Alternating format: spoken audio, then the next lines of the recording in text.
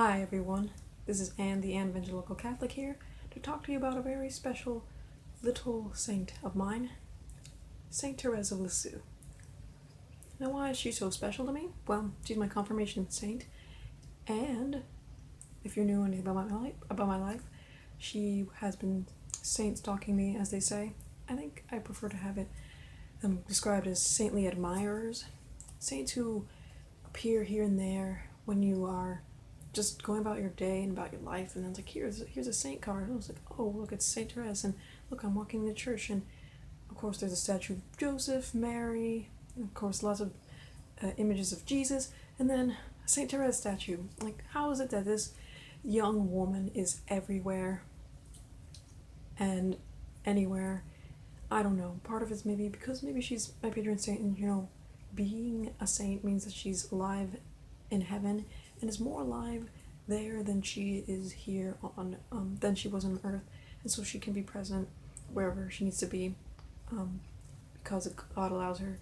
And just to note, a reminder that God cares about us. She's like that little flower sent from heaven herself.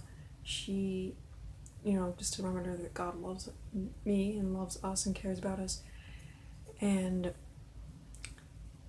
when I think about it, like one of her well-known quotes is that I want to spend my heaven doing good on earth, sending down a shower of roses. So, no roses, but she makes herself present here and there. Her image pops up here and there, her name, and it reminds me just like how God can elevate the small and the little. Saint Therese was well known for her little way. She only wrote this small brief diary about her life, known as a story of a soul, and that's all she wrote, literally, and that's all that really was written about her for a long time. Lots of people, including Fu Sheen, have written about her, and she has many people devoted to her. Pope Francis was one of them. I thought it was pretty neat. It's like one of those times, like, hey, Mary and Saint Therese of Lisieux. She had a great devotion to Our Lady, and she realized something that's pretty amazing, something that's like at the crux of her story of the soul and her little way is this, that, to be small like a child, to have that humility, to know, like, hey, I'm not God, I'm weak and I can't elevate myself. Sure, when you think about a child, they can't reach very high up, but if you wait to like grow up and become an adult, you can finally reach that top shelf.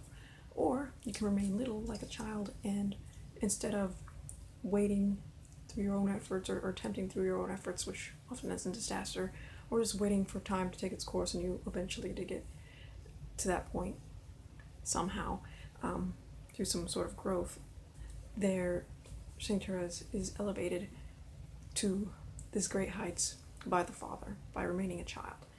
And there's that humility there, really realizing like, hey, we're not God, and we can't do this ourselves, and there's not really much that we can do except to trust Him and entrust ourselves to the Father, and invoke the Father and turn to the Father and ask Him to elevate us to the new heights. And not only is she elevated up without really much effort, but she's elevated higher than any other person. Like a child is going to be lifted up by the Father, is going to be lifted up higher than even like the Father. Usually when you see the Father like lift up a child, or a parent lift up their child, they can lift them up way up high, even above their own heads. And Saint Therese used that analogy to describe like how God can lift us up to even greater heights than some of the great saints that had gone before her, like Saint Therese of Avila, Saint Thomas Aquinas. Like, these people, yeah, they were very humble people, but they also were great contributors to the church, and they were all doctors of the church. And it's amazing to think that something so little and so simple could be so effective at achieving sainthood. It's like, oh, God is achieving sainthood through her, and she inspired many people, including Saint Mother Teresa of Calcutta and myself, and helps with that healthy humility and a healthy view of God as Father and a relationship with God. And I think it's so effective because it's just so simple. And it's pretty amazing that she's the patron saint of missionaries, because she was a cloistered sister. She was locked up and away, separated from the world but she prayed for people, and she didn't do anything extraordinary or amazing. She didn't travel. I mean, Saint Teresa of Avila was supposed to be a cloistered sister and was asked, as an exception by God, to travel and to help convert people and to bring reformation. But Saint Teresa of Lisieux didn't do that. She wasn't like this exception to travel about, and she stayed and remained in a cloister, and she had kind of a short life. She was 1 year younger than me when she passed away. She was 24, and it's like mind-blowing that she had lived a short life. She was young, she didn't travel really much at all, and yet somehow she became this great saint that has many people devoted to her and is well known throughout the world, and managed to be that patron saint of missionaries by being able to travel without even traveling, because I guess it's an extension of her understanding of what it means to be a saint and her relationship with God, that you're the child, you get elevated to new heights, like being able to be seen everywhere and be present in different churches everywhere. And like throughout my area, different parishes have her little like statue here and there. I've traveled to other dioceses and seen like parishes with her statue there, because the Father's doing. It's just extension of the Father's work. And it's like, this is what God can do. Like, you don't have to do anything extraordinary. If God calls you to do something extraordinary, good. And do that, and you'll be a great saint like Augustine and Aquinas and Teresa of Avila. But maybe God asks you to be a small thing.